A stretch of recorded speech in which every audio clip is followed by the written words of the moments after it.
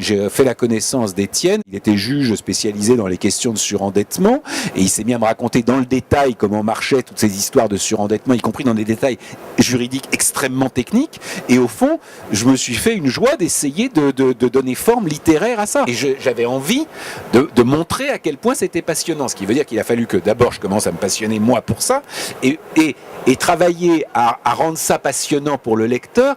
C'est quelque chose, alors là justement, c'est pas du tout quelque chose qui inspire des affres psychologiques, morales, des choses comme ça. C'est vraiment quelque chose, là c'est de la technique. C'est un truc, il faut simplement beaucoup travailler jusqu'à aboutir à un truc. Enfin, il y a une espèce de fierté artisanale à se dire, bon, je vais arriver à intéresser tout le monde. Cette question que je me posais constamment, de quel droit est-ce que je fais ça? Ce qui est vraiment une question, dans ce type de livre, absolument centrale. Et qui est pas c'est une question qui ne se pose pas dans la fiction. Je l'ai donné à lire donc aux personnes que ça concernait, en leur disant que tous les changements qu'elles me demanderaient de faire, je les ferais.